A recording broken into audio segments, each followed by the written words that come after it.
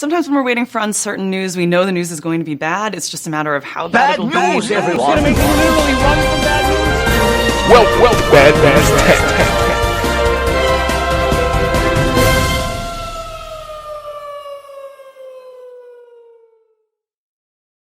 Hello and welcome to episode 8 of the BadNewsTech Podcast. I'm your host, Pedro. By now you guys already know these two, the greatest beards in technology. The PC Master Race Representative himself, Christian Jimenez. Pass the drone. And the man on the soundboards, Mr. Isaac Rivera. Lewis, unfortunately, cannot join us because he's got something called school and midterms. I mean, what loser does that? School and midterms. Anyway, now that we've gotten our introductions out of the way, let's get right down to it. Probably the most intriguing bit of news in the gaming world came out of the Microsoft Spring Games showcase. It really wasn't a showcase because they just talked about games that are already planned to come out and that the media has already seen a lot of. So they weren't really impressed. But the biggest news to come out of it was Phil Spencer speaking on the future of Xbox and what he saw as potentially the future aligning itself, console and PC game coming, joining as one in the universal Windows platform. I mean, with trying, Xbox or Microsoft themselves have been trying to do that since the Xbox One, and I think they're going in the right direction as far as trying to unify at least the PC's gaming world and the Xbox gaming world, with as far as exclusives only for Xbox and PC. You can see now that PS4 or PlayStation is trying to do the same with Street Fighter, PS4 exclusive and PC exclusive with that. Yeah. So, but I think that they may go further. I know they're going to announce a new Xbox Live app that's coming out. Yeah. So there really isn't. Now, when you say Xbox Live app, you mean Xbox Live PC app? Yeah. Okay. So, which I think is going to go more towards unifying that front. Okay. They haven't really tried to unify it in a way that facilitates more cross-play between the two platforms, with the exception of the Fable Legends game, which I don't think has been released yet. So, but other than that, I mean, I think if I'm not an Xbox person, but I think if anybody can do the cross-play and the unifying between the PC and at least that Xbox device, they're the ones that can, because they're already a few steps ahead in PlayStation already. Okay. Well, let's take a step back and let's talk about the universal Windows platform first, right? Because that's essentially what is going to kind of create this environment where you could take your game from your console, take it on the PC, or take it from that to your Surface tablet, or from that to your Windows phone, to your Windows 10, I guess, mobile operating system. So essentially what the Windows platform is it's going to be an application that is built to properly run on any device. So it's not a operating system that's not based on the operating system. It's actually going to be a family of devices. So you can take it from your gaming PC, and then you say, okay, cool. So let's say I'm downloading something on the computer that's process intensive. I'm going to continue to play my game. My game save lives on the Xbox server. I can go then to my Xbox, sign in on my Xbox, continue my game there, and then let's say, okay, cool. So your girl says, let's go visit my parents. All right, I'm going to pick up my Surface tablet, and I'm going to take it to the parents' house, connect to their Wi-Fi, and again, continue that same game. Yeah. That is what they want. That is what they want. Is it possible? I don't think so right away, only because, and it really depends on how they're doing it, because there's this new game streaming stuff with this generation, with at least Sony and the PlayStation 4, where they, I think it's like the PS Now it's called or something, where you could stream PlayStation 3 games, and they don't, I believe they don't really require any resources on the device. Everything's cloud-based. They're actually, so the PS Now is actually a farm of PS3s that they have, and you're actually, when you're playing a game on there, you're actually playing on a PS3 somewhere. Yeah, so it does, and it streams the video. Pretty much. So yeah. it doesn't, it's not intensive on the graphics portion So you can play wherever you want to. of the device. So that, I mean, if they can roll it out that way, that's good. But I mean, then again, if you take away that requirement, you're going to need a good enough internet connection for that. So it's going to be hard to balance that. I think, especially as seamless as they want to make it be between, you know, playing 1 second on one device and quickly picking up another second, and seamlessly transitioning without having any sort of hiccups or you know, reduced graphics due to, you know, hardware limitations and things like that. Well, one of the things that he mentioned was a possibility of an upgradable Xbox. Whether or not he has said in the past that they are going to release a new box within this cycle. So there could be a possibility that, you know, I purchase mine, not day one, but month one. So I have a first gen box. Then there's a possibility there'll be another one that could be, you know, slimmer and faster. That can play games, let's say, to the equivalent that of a PS4. How do you guys feel about that, and how that helps or hurts the ecosystem, and the idea that you could potentially replace parts on the original Xbox to make it you know, a much better machine, a la a PC?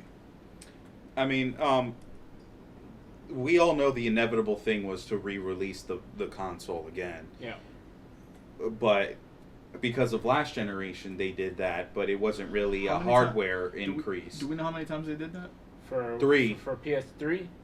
For PS3, yeah. For PS3, you had your original the Slim. 80 and your 40. No, 60 and 20. Yeah. 60-20. Then they came out, and that's the one that had the PS2 actual laser on there. Yeah. Then they switched to emulation for the PS4, dropped 2 of the USB ports on the front and the media card reader. Okay.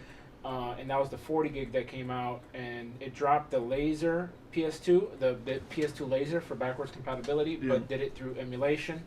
Then they moved to the PS3 Slims, and those removed complete backwards compatibility, but were better. They also weren't slimmer. a $600 device at that point. Yeah, either. obviously. Like each the one of first these prices ones were, going down. Yeah.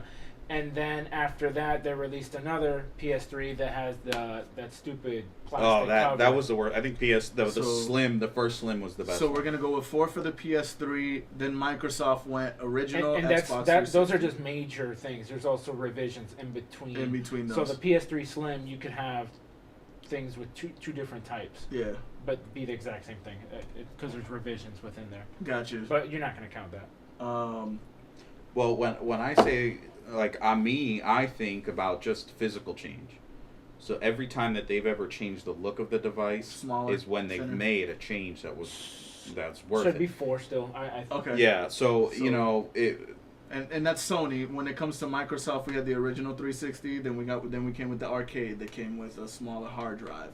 Then they came out with the Elite. The original 3 Then they rings. came out with the 360 Slim. Yeah. And then that was it? That's it. Yeah, just 4. So it's Yeah. just 4. But the change between the original 360 to the arcade to the Elite was the cooling. Which yeah, helped- 'cause that was a big problem Which back helped then. reduce the red ring, the red yeah. rings. So, I mean, that's a significant hardware change that they made last generation. Could happen. Of course, there is no But epidemic. that's been of- happening, I mean, though. yeah. That's happened every. I mean, you got to think back to the Nintendo. They started that. You had the Famicom / Nintendo. Then they actually came out with a different type with a top load cartridge. And then for the gen after that was the Super Nintendo, and they came out with an original one, and then the one we all know, and then the Sega Genesis actually had like 3 revisions, where they had the big one, and then they had the Genesis that came to the U.S., and then after that they released an even smaller one than that.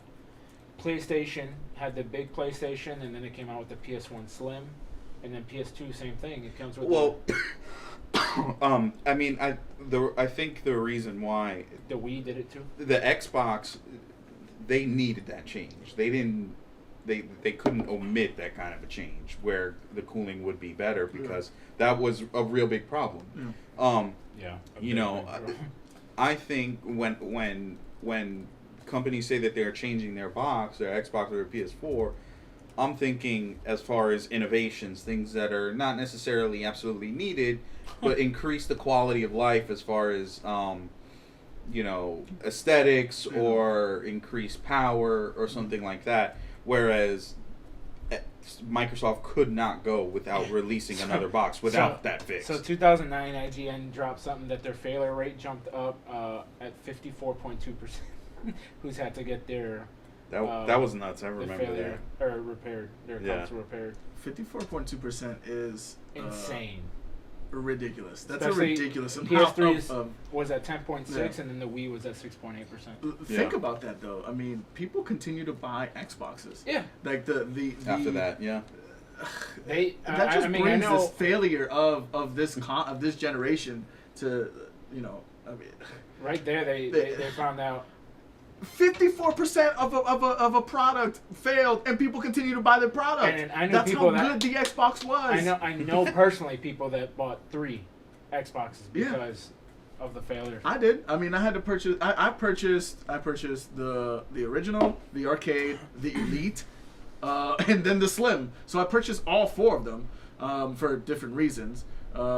And I've had to send out multiple ones for the Red Rings. But now look at the position that Microsoft is in, that they have to come out with something this innovative or this type of news to say, okay, we're going to need to upgrade our box because obviously we're losing on that front. And times are changing, and we want to make sure that our consumers, have the best opportunity, or we give the gamers, our best product. By having the box be upgradable. Is it feasible? I mean, what can they do? Like, do you think that they could do like an external graphics card? Are you think they're gonna ask people to like open up their Xboxes and switch out components? I mean, is that what we're gonna do? That's something that I think that can be done well if executed well also, because granted, people don't have problems with opening up their PS4 and changing their hard drives. Yeah, but there's a lot of people that are very, very, very wary of doing that. Well, but the thing is if you make it as simple, as the PlayStation did, which is literally place your thumbs on a cover, slide up, remove a screw, one screw, and then remove a tray, and it doesn't void your warranty, why would you not try it? That's the only reason why people don't do it, is because they're afraid that it's going to void their warranty should they ever mess anything up. Yeah, but it's also a hard drive, whereas we're talking about replacing essential components of a machine. Now, yeah, but if you make it something simple, like let's say for example, you have a motherboard, right? Yeah. A motherboard's a motherboard regardless if it's on a PC or in a console, right? And you have the slots where everything, for your add-on cards, Wi-Fi cards, graphics cards, etc., right? The only thing that they might probably want to not allow to be changeable is probably the CPU, right? But, if they're doing the CPU-GPU combo, then it might be hard. But if they have a separated place where the graphics card can be put in it, and make it very simple, cover everything else, cover the caps, cover everything, and just literally make it as easy as taking a cover off, sliding the card in. You don't have to screw anything in. It clicks in, put the cover back on. I mean, I think anybody can do that. They have to bring it back to the N64, where you had a little click-on thing, you put the expansion Yeah, thing. you had a and little that's it. tool that popped it out. Now, you click it in like real a game terms, you cartridge could just and you're have good. in the back, and you have an expansion bay that's just, you could just, Yeah. it's open, but there's nothing in it, just with a cover, and you just open that in and just slide it in, like you were saying. Now, I don't think that'll work, though, at all. But you guys are talking about literally manufacturing another box, because I'm assuming that this wasn't part of the plans when they originally, engineered this Xbox One. We like, I would have to purchase another box that would be like the customizable Xbox One. We're not talking about people with original. A current gen Xbox One's not going to do it. You can't even change the hard drive like easily in those. So okay, yeah, it's not. For Microsoft to go, oh, now you could open up, forget the voided warranty, and let's try to mess with some stuff. No, that's not going to happen. I mean, you never know, though. They might offer some sort of a program where you can upgrade for, It'd you probably trade be in your Xbox. Yeah, or you send it off. And you spend like $100 just to buy the new one. I still think it's not going to work. You're going to have to hope a couple things. So, are we bringing it back to the unifying thing? Because I think that's a big part of that statement he made, was that unifying the apps, possibly making it upgradable to, I guess, be on par with a PC and stuff like that in the future. Well, I mean, just to he did clarify on those statements later on when he was pressed on it, because that Polygon ran the story, everybody ran with it and was like, oh my God, this is what he hinted at. And then he clarified and said that he knew that the PC and consoles serve different purposes. Yeah. And that the console was essentially a value proposition, or the best value proposition for a gamer. For a gamer, yeah. So I don't think he wants to have the Xbox be as powerful as a PC, but I think that I don't think he wants it to be as powerful as a PC. I think that he just wants the PC ecosystem to be more robust, because that falls in line with what the company wants, if that makes sense. But I mean, like, they can achieve the upgradable Xbox if they wanted, though. Because if you're a type of person that buys a console because you don't want to spend the same amount of money on a graphics card on a computer, then you buy the upgradable Xbox. It would still have the same hardware as the original Xbox One, and then you just never upgrade it. Yeah. And then you buy your games and you play them like normal, unless you're the type of gamer that wants to squeeze every ounce of quality out of the device. Then they would just go ahead and swap parts. How sure are we that these parts are going to be cheaper? I mean, there's a litany of things that could happen. Are these parts just going to be Microsoft Xbox certified parts? Are they going to be can third parties sell them? Are you going to put a Mad Catz graphics card in your Xbox? Like, I mean, but Mad Catz is different though. Mad Catz just makes peripherals. They controllers and stuff like that. What I would think, and if I had control of it, and I wanted to go ahead and think of what we, trying to switch the Xbox to an upgradable device, I would go and talk to every company that makes memory graphics cards that for computers, and say, hey, look, here's an opportunity. We're going to make our Xbox upgradable. Do you want to manufacture parts for it? And then it will be exactly like building your own computer. At that point, why wouldn't you just get like a Steam PC? I mean, but see, the thing is, it's like Steam boxes suck. I mean, I don't think Steam boxes suck. It's just that people are so into Xbox, PlayStation that it hasn't had its chance to shine. So plus the option of having things be an Xbox exclusive and a PlayStation exclusive will not be taken advantage of if you have a Steam box. Here's my issue. With that, you're going to have to hope that devs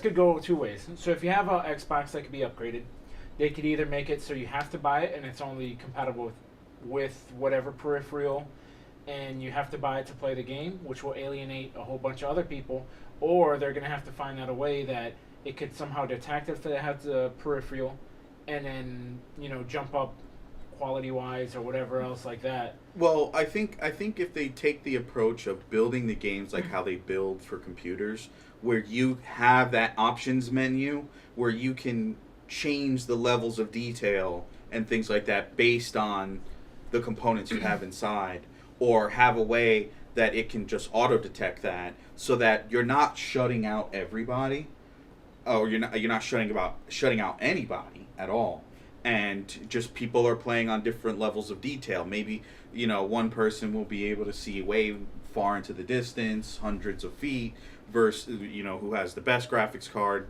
put in it, versus somebody who has just the base level of what the Xbox came with, can maybe see half that or a third of that. So because that's essentially what the PC is. So exactly. So in that, I'm gonna point out a couple things. First off, I think it'll piss off a lot of people who buy a console and then now have to buy another peripheral. And this day and age, I don't think a peripheral is gonna be cheap. Yeah. Unless and if it's cheap enough, then they should have just added it to the stupid Yeah. you get, right? So let's say it's $100 peripheral. Okay. So you're gonna alienate people, and they're gonna say, "Well, I can't play better graphics or this or that." And I think one thing it might happen is, I think it might, in a way, make devs lazier, right? So this is where I'm coming at. If you look at a launch title on a PS3 versus what they got at the end, it's a huge difference in graphics. Quality. Yeah. Same thing with every console. You look at an NES when it came out, an NES, Super Nintendo, whatever, everything. So these devs basically, they grab the code or whatever they're doing, and they squeeze as much as they could out of it, so that graphics get better as the games go out. And it's not that the hardware is not any better. I mean, you have these two games on the same hardware, and one looks way better. I think it can make devs lazier for the fact that, sometimes in the PC world, you have these very unoptimized games that come out that you need a ridiculous amount of power to push. They look great, but that if they tried harder, you could, like Crysis when it came out. Oh yeah, with the memory leaks and stuff like that. Yeah. Exactly. So, if let's say that the people at Crysis were locked into some type of hardware, they would have probably pushed a lot harder to optimize, to do all these other things, to try to get it to work on that. So I think it could make devs lazier, and maybe that push of where we get, the best graphics for whatever console it won't happen, or it might not happen as much. Mm-hmm. So I think that could be a con with that. A couple cons with those. Okay. I mean, and then in reality, like everybody always says that, and it's somewhat true, that consoles are for the value conscious gamer, right? Well, with that being said, you're gonna spend. Everybody can't live without a computer, right? Yeah. So you're gonna spend at least $500 or more on a computer. You're gonna spend at least $400 to $500.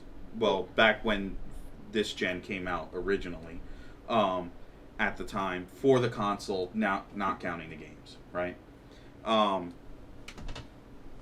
That's part of the reason why I'm a PC gamer, because I can just combine that and basically make my computer my Swiss Army knife and have it do everything I want it to do. So, but like they said with this generation, the consoles are becoming more closer to what a PC is, with the AMD graphics cards that they have in there, and the components, and the RAM and all that sort of stuff. That they come out with this. So gen. I mean, whether or not what he's saying is true, and him being pressured, maybe he said something he shouldn't have that is going to happen, and he's just trying to step back on it, not because they're not going to do it, but because maybe he shouldn't have said anything. Yeah. But or that they're like trying to cook, or something. Just saying. Yeah, or it was just an idea thrown around the table that really isn't set in stone yet, because we all know that gamers The second they hear something that they potentially want, even if it's if it's a thought, it hasn't even been written in paper yet or any of that stuff, they're going to take it to the grave, and then that company will be criticized for that forever if they don't deliver on it. Gotcha. So, but I would like to see an upgradable console in and of itself. Now, you did say Steam PC, or he did say Steam PC is essentially what that is, but it's Steam PC. Like, if you're strictly a console gamer, you don't even know what Steam is unless you saw it in a meme. Well, I didn't mean it as an exact thing, but I meant it as they all run a unified OS with different levels of hardware, hardware and graphics. I mean, that's what I meant. I think it could turn into something like that. I mean, Steam has a lot of money to throw at something like that. So if that is failing, it's probably nothing to them. But I think that idea would be better executed, not because Microsoft and Sony are more innovative companies, but because they are the brand you hear when it comes to console gaming. They're the brand you know. So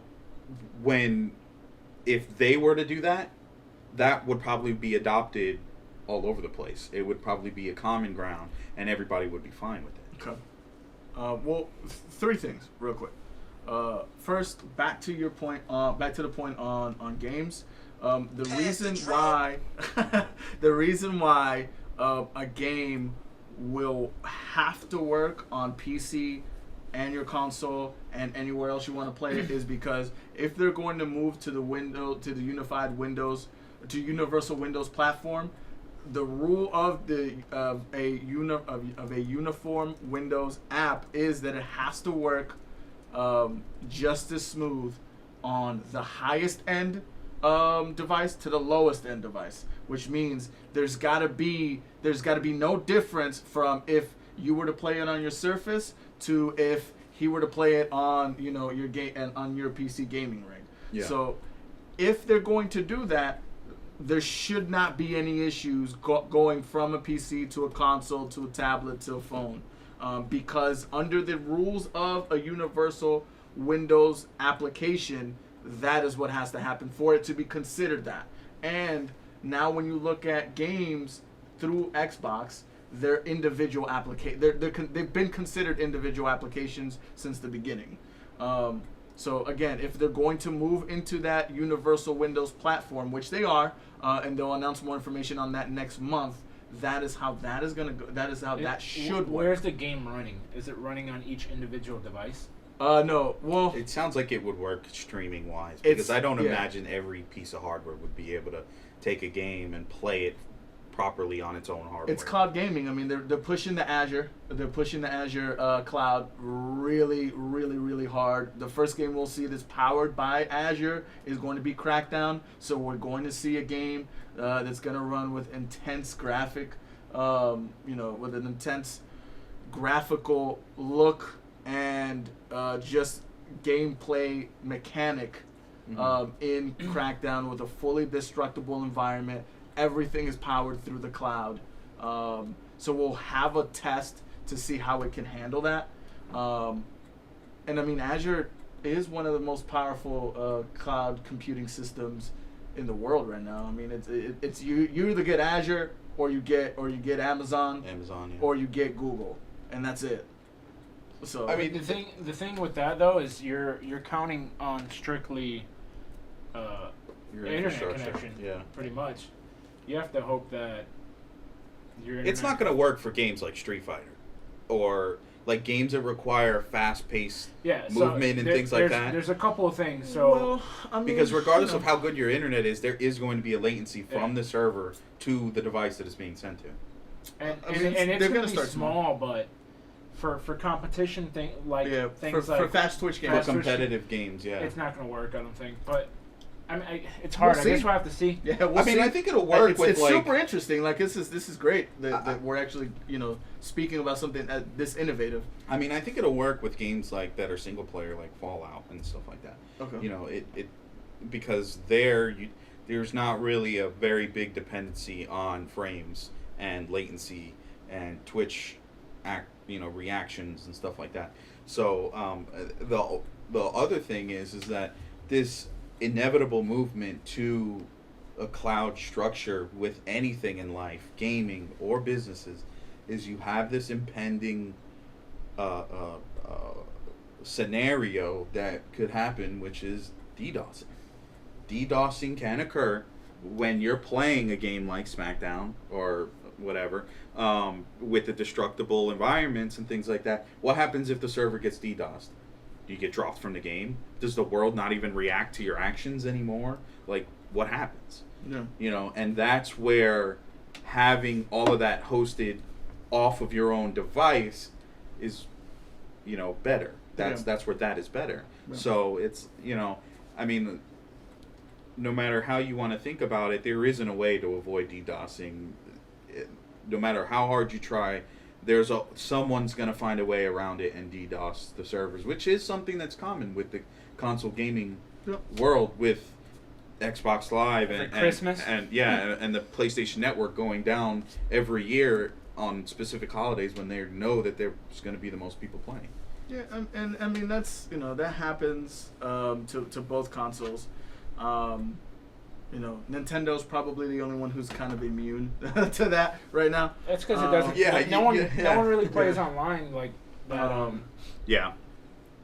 But I think right now where we're at, I think we're in a very intriguing moment in gaming, where we're possibly looking at that change. And I don't think at first I thought that the change was going to be virtual reality, but I think the change is going to be moving from physical discs and actually physically containing the game on your hard drive and your system to a more of a cloud-based gaming where you can go to any device. I mean, even the NX from Nintendo has been rumored to do the same thing. We really don't have too much concrete evidence on that front. So I don't want to speak on it because it is a rumor. At least with this, we've got the head guy, the front man, Phil Spencer, detailing kind of what he feels, what he wants to see out of it. Point number 2, I wanted to address was the Steam thing. This is a move where we could potentially see Microsoft alienate customers or PC gamers that use the Steam ecosystem, because all of the games that are going to come out on PC are only going to come out on the Windows Store. They haven't made any indication that they're going to come out on Steam, nor that they want to. Now, they could blow our pants off and say, oh my God, we're partnering with Steam, and now every Windows 10 PC is a Steam box too, and then we'll just, everyone will cry in happiness. The thing is with that, though, is that they've already done that with the Gears of War Ultimate Edition for the PC. It's only available in the Windows 10 store. Which is, Is that a good move? I don't think it's a good move. I mean, the thing is other companies have been making that move before. It's just that you guys don't notice it because in the console world, you don't have to rely on a third-party app to launch your games like on the PC, like Steam does. Like, Steam for a long time had Battlefield, Bad Company, and something happened where bad blood occurred. Like, something happened where they got bad blood between EA and Steam and EA separated. And this was the first of the first step into a downhill motion, into this whole entire world of everybody following suit with this. But what basically happened was they had something wrong. Cue the machine gun. He's taking shots. It made bad blood between Steam and EA. Yep. And what happened ultimately was that they separated themselves. And any future EA games that came out, they have their own Steam version of a launcher. Yeah. So called Origin. So doesn't Chris, matter. How good was Origin when it came out? it's really a piece of crap. It really was. You don't say. Yeah. So it was really bad. I mean, it's gotten better, but it's annoying to have to download 27 launchers. Like right now, I have Origin. I have Ubisoft's launcher for The Division and all of their games. The Uplay system, which I know with consoles, they have something that ties to the Ubisoft account. But it's not the same It's thing. like Ubisoft Club or something. No, it's you still get a But Uplay it- account, yeah. but it's not the same thing. Not entirely the same. You know, it's not like where you guys could pop the disc in and play the game. I would have to download the launcher and then play the game. So I mean, walk me through that, because from the way I understand, this is me outside looking in, is I purchased the game from Steam. Then from Steam, I have to go to Uplay. No. And no, in some cases, activate yes. it. In some cases, yes. If it's a Still? Ubisoft game. Yeah. Okay. If I buy Division right now through Steam, Yeah. it's locked to my Steam account. Okay. I can start it from my Steam account. Yeah. You know what it does? It opens the Ubisoft player. Okay. So what? I know. What if It's like- Microsoft it's decides like- to do that? It's like Inception of DRM softwares inside of each other, and it's freaking annoying because because I bought a bunch. There was a point where I tried to get into Assassin's Creed, and Which was because a I mistake. wanted to know why everybody was making a big deal about it, and I went ahead and bought it because they had it on Steam for buy the whole entire collection for like $10, right? So I bought the collection. How could you not? And what I had to do was, once when it downloaded, right? You know what it downloads? The player, the launcher, the Uplay launcher, right? It doesn't even download the game. So then I have to, when I double click on that, it opens the Uplay launcher, and then I have to go in there and activate my freaking key in there, and then download the game. So really, at that point, there's no point in even downloading it from Steam. At that. Unless you the want, overlay? unless you want achievements. That's really the only reason why. So when I played, I was still Back in his day, ladies and playing gentlemen. PC games when When they didn't attach third-party DRMs Well, to not itself. only that, but when the Origin thing came out for Battlefield. Yeah, it was Battlefield 3, I think. So I have to, you go there, you have to download this stupid add-on for the browser. Mhm. Then you open up the game, and it actually opens up your browser, which then checks the add-on, and then the add-on starts running to And then then you start search for your loading servers it. and stuff. Yeah. It starts loading from servers from the browser itself, and then you have to click, and then it starts searching, and if it connects, then it'll bring the game back up and do it. Yeah, And I mean that makes Uplay sound way more tolerable because when EA decided to do that with Battlefield, that was the worst thing they could have ever done. Because it's like, how many doors do I have to step through till I and get then to not what only I that, want to do? then the plugin gets out of date. You have to update the plugin before you can play the game, and then you can't go online if you don't do this or that. And Yeah. So to me, and this is just me, but I feel that console gamers may not be the peasants. I mean,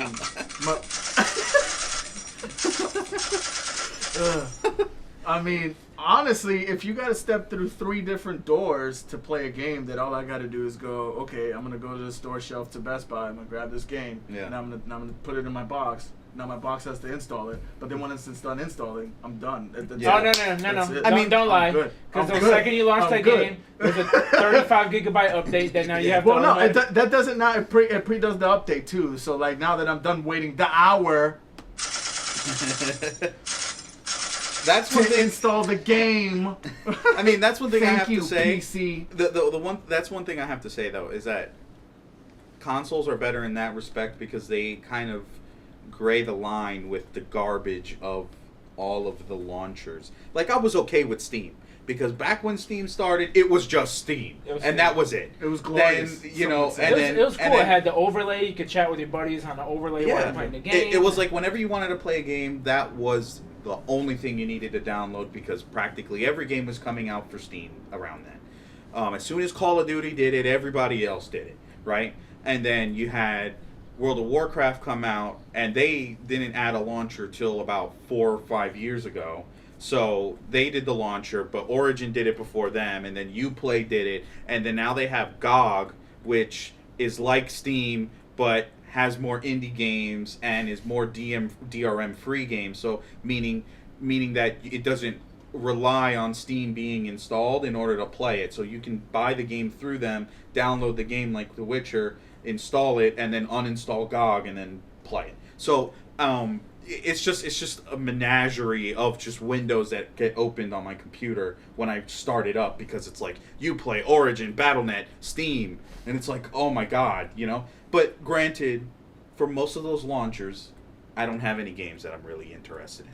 So they usually just sit there and I don't play them. So Wait, hold on, man. So is this the life? Is this the life of a PC gamer? I have software installed on my computer that I barely use, but I need to just in case that one day that I get an itch and say, "Damn, I gotta get that." I gotta get that and new. then That he hasn't even talked about some of the Assassin's other Creed. VR thing like Punk Buster.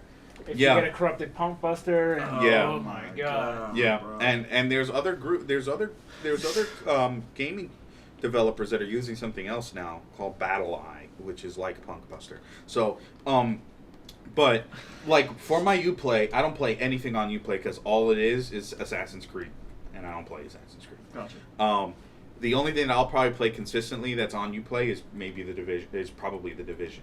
For Origin, I would probably say the only thing I played the most of was Battlefield games. Other than that, it just sits in a closet collecting dust, essentially. I usually get bored of Battlefield games after like 2 months, and then I'm done with it. But Steam, I'm always finding myself going back to Steam because they usually have the best games in their environment. So, Chris, how many Steam games would you say you have? And out of those, how many do you think you've played? I don't know. I mean, I would say I would have close to maybe 75 to 100. And I have a lot of them I haven't played. I just recently beat Arkham Knight because it was sitting there for so long. And then I recently beat Tomb Raider also. All right, to be fair, I'm going to cut him off. That is not a uncommon thing when it comes to Steam players. Why? Because they'll do these bundles of a couple dollars that includes like humble bundles, 10 games or something like that, and you really only want one of the games, so you stash the rest, and then you end up with like 180 games that you've played like 5. Yeah, which is I'm pretty sure I have like 100 games. Pretty garbage. So let's bring it back to the Xbox. Oh my god. Xbox store. And there's people that have more too. So. Essentially, what Microsoft is trying to do, though, is trying to bolster up its games with Windows or games for Windows lineup, and do an old school Steam thing where you don't have to go through anybody, you don't have to go through an Origin, you don't have to go through a Uplay, and you can just get the game from the Xbox Live store, download it, and that's all you do. I think there might be. I think it's a Trojan horse. And the reason I say that is I think you remember Xbox, the initial reveal they had when they started talking about you can't resell the games. Yeah. Everyone went, ballistic. like that. I think with a unified system like that, because with PC, you're tied to a serial number. Yeah. And if you're going to make a unified game, you can't all of a sudden not have a serial number on a PC, and then I mean I guess they could, but then nothing would stop them from just copying the game.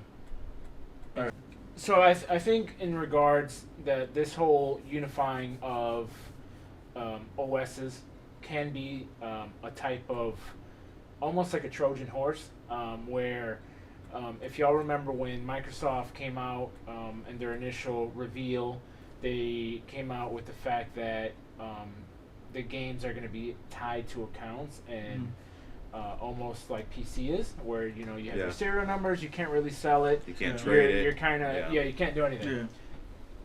Outrage, pure outrage. So what I'm thinking is if they're going to be unifying this game to Windows 10, then the only way for a PC at this current time to is through serial number. So are they going to make it to where you need a serial number in order to tie it into Windows 10 as a unified thing? Mm-hmm. And then that's how they maybe get their way into cutting into the resale business, the used games, because that's a multi-billion-dollar business also. to where they feel that the devs and themselves feel like they should get more of that money. Could this be a way of that happening? I mean, I think what they're going to do is what they did with their first game. That is pretty much across. It's a game that's available on both platforms, which was or is the Gears of War, where you can't access the store. It's like Apple or Android. You can't access the store unless you have a live account. Okay. So you can't. Well, not that you can't access it, but you can't download anything. So. But he was talking. We're gonna go on the Xbox. We're gonna pick it up on the PC or laptop or whatever, and then we're gonna grab the Surface and then head out the door and play. Is that gonna be one license, one purchase, or are you gonna have to purchase for every device you have?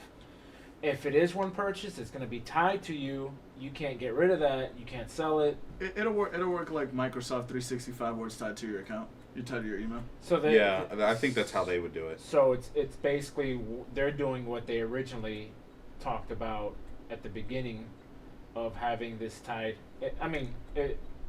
Perhaps. I don't want to go get the tin foil and start making a hat. I feel like. But. I feel like we're getting into conspiracy theory territory with this conversation.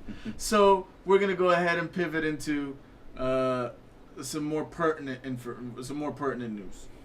Be on the lookout. It's a Trojan horse, people. You make a great point. Something that no one else has made. But hey, if it is a Trojan horse, you heard it here first. So Tuesday, The Division comes out. There won't be a review anywhere, period, because Ubisoft... At least until after, a little while after. Yeah. Ubisoft decided to not give out pre-released review copies to anybody, which means reviews will actually begin the day of, which will be midnight on Tuesday. I'm going to make a quick point about that. Do you all believe that no one's really going to have it before Tuesday? I think so. You don't think someone who has a lot of pull in the game can maybe grab it, a week early when it gets to a Best Buy and they get the boxes? I mean that's a possibility. Apple puts hard dates on everything, and you see famous people, months sometimes beforehand. I'm gonna go with if they get it, they won't release a final verdict definitely they can't by Friday. But I think that if they have a majestic review by Wednesday morning, this is number one. I think it's a bad play for Ubisoft because it really doesn't show confidence in their product at all. If they're not going to give you, it's kind of scary because it's like they don't want people to know if the game is a bad game, which I don't think it will be.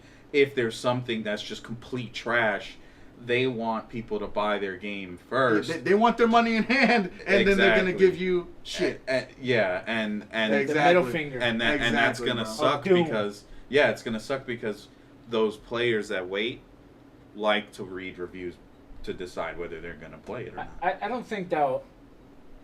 I mean, if it's someone like who waits to read the reviews, I think they'll just wait a little longer. I think it will catch a certain percentage of people, though, that just want to buy it because of all the the hype. Everyone's buying it. They're catching me. I'm buying it. I'm buying it. Yeah, exactly. I mean, but the thing is, with a game like that, it's kind of those games that you kind of don't want to be late on because it's essentially an MMO. Yeah, you want to get in. And you don't want to be behind because by the time that you're late and then you get up to the max level and you're like, hey, I want to go do an incursion, which is what essentially they're calling something that looks like raiding. You don't want to be late to that party because then all the people or groups or whatever that do that are all filled or already have people in place to do that with, and you're just sitting there like the last kid in dodgeball picked it for the team, Damn, that the fat kid. you're just sitting there and you're like, well, I don't have. It's like the Destiny effect. Like we got Destiny, right? I got it for PlayStation, the first one before you jumped on and taken King, and I just gave up because I was like, well, everybody's tired of raiding, and nobody wants to go ahead and let me experience raiding, and that's something that you can't do on your own unless you're extremely high level compared to what the level of the mobs are.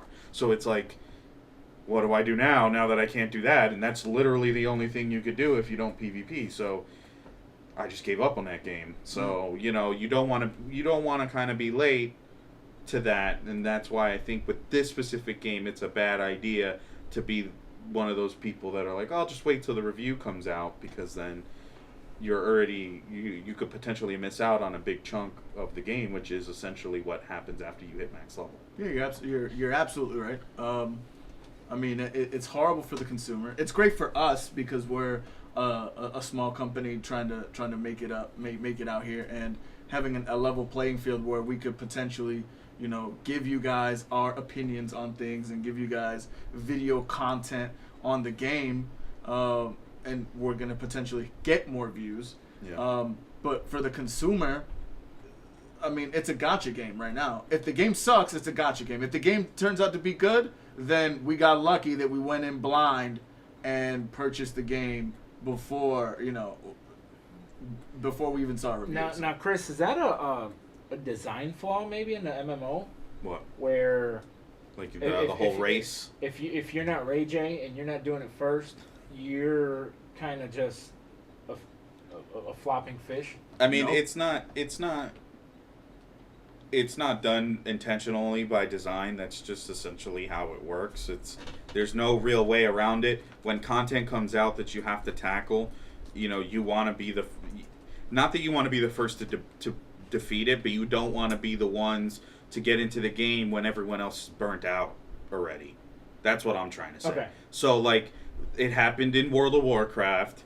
World of Warcraft, I played for a little, since it's been out. But with the most recent expansion, like, I got bored, stopped playing for a little while, played again, and then by then everybody was tired of raiding, so I didn't have anybody to raid with, and I had never raided before, so it's like there's nothing for me to do. So then I just stopped playing again. So it just comes. Same thing that happened with Destiny. It comes with the territory of any MMO. It's just anything. Any MMO that has an end game, which all of them do, will if you're not there when it's fresh, then you're potentially lose out on having that experience, because it's so heavily reliant on others and the social aspect that you can't do it on your own. Okay. So if you don't have enough friends, or you don't have people that are willing to do it with you, you lose out on that portion of the game. So, and we're running up against it. So before we let our viewers go, let's talk about the year plan that leaked. What are your first initial reactions? Do you think that it's going to help year one Division gamers, and compare it to a recent MMO like game such as Destiny, please? Yeah, I mean, I think it's good that they outlined what they have in store for the game. I kind of didn't like the fact that they are advertising 2 free updates. I mean, updates should be free. That's not like, that updates to what? They're saying free updates that have content in it that are not paid. So the Incursion update, which is going to occur in April, a month after it's released, it's labeled as a free update. So you don't need to be relying on the season pass or a DLC purchase. I think that's to get that. something that they should announce just for. I mean, everyone else, every damn. The reason why they announced update is paid. The reason why they announced that is because at some point when they were doing the closed beta and the most recent beta, there was people asking, including streamers, because they were advertising their game and they had game devs playing with streamers on Twitch, answering questions and stuff like that. And one of the most relied questions, or one of the most asked questions, was raids, because that is a core part of an MMO. Before MMOs started, back in the day, MMOs essentially just had a PvE mode. That's it. Raiding. That's all they had. This whole PvP stuff happened way later on down the road. So that's all that people care about. But they kind of dodged the question and were like, you're going to have to... They literally said this on a stream and said, you're going to have to buy this in order to find out. They said that. And it's like, but that's not a yes or no answer. So you're telling me to buy the game, and you didn't really, tell me that I'm getting what I want. So now, thankfully, they've kind of announced it. They announced it very vaguely, though. They didn't go into trouble or go into depth with what it fully entails. They just listed as you and your squad mates go against a powerful foe. That's literally it. They didn't have very much in the trailer. They didn't have very much to that section. It was maybe 5 seconds of like squad mates shooting things, and that's it. So it's not. I mean, it sounds like they're putting a cheese on a mousetrap. I mean, yeah. I mean, they could be. I understand movies being mysterious, but yeah, you're paying $8 for a movie, and you kind of expect it to buy something that you buy for what the game is and the features in the game, and you're not knowing, you're going in blind. Exactly. Is that unprecedented? I mean, that's a common thing now. Yeah, absolutely not. I mean, people ask for your money. They say, okay, cool, this season pass is $40.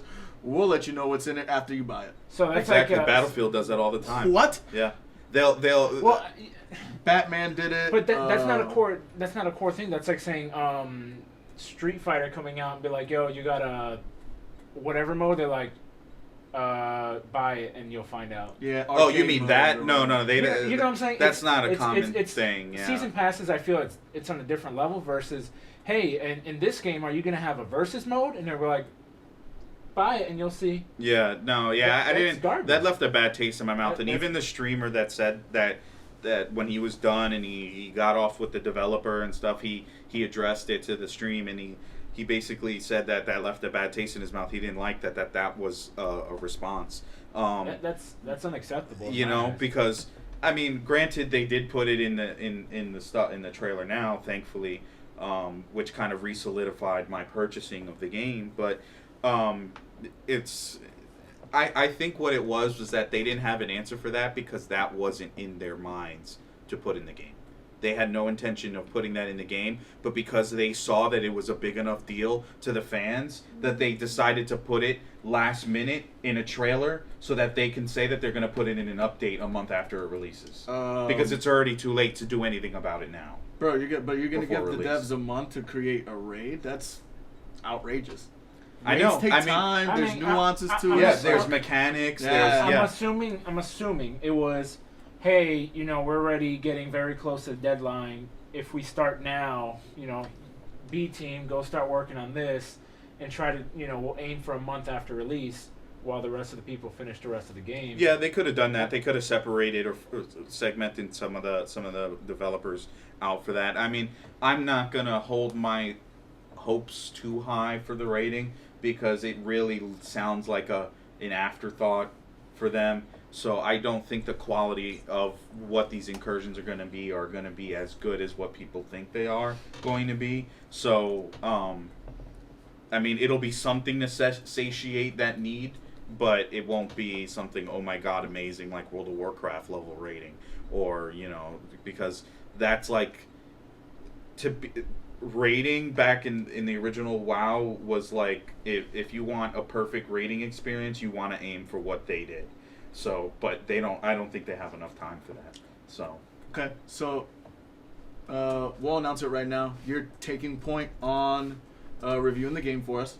Mm-hmm. So the review will be on the BadNewsTech website. You'll do daily check-ins as you do it like a review in progress. Mm-hmm. Let's get your early one-word yes or no.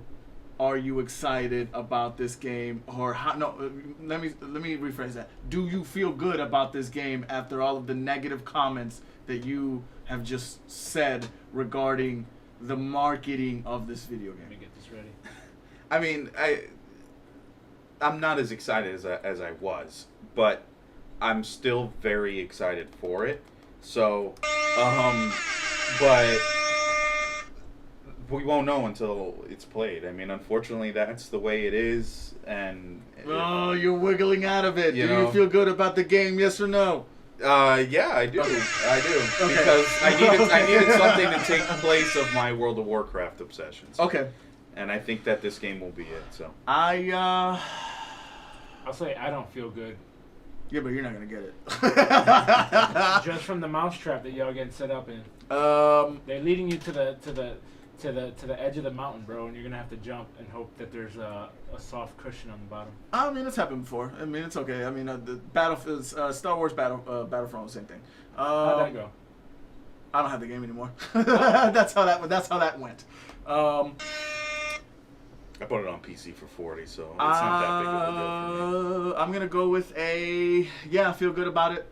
Still not sure what console I'm gonna buy it for because everything, like I said in a previous podcast, shows in terms of their marketing that it is going to be a huge push on the box.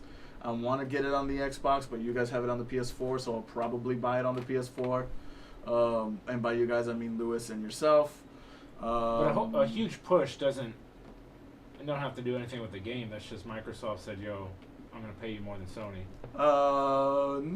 But I think more of the features, future the stuff. content, yeah. The future stuff will come Ray there J- first. They'll get the raids will come a half an hour before. A half an hour. Not half an hour. I'm sorry. Half an hour. I'm looking at time. 30 days before.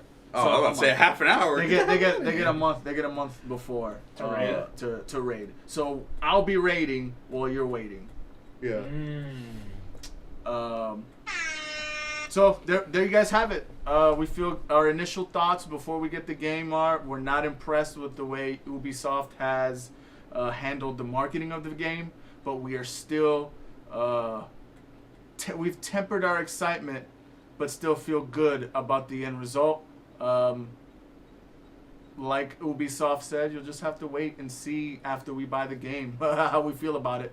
We'll have updates for you throughout the week and a video review. I don't want to promise it, but maybe I will. So we'll probably say Friday or soon. Soon. Yeah, We'll have a video discussion as well.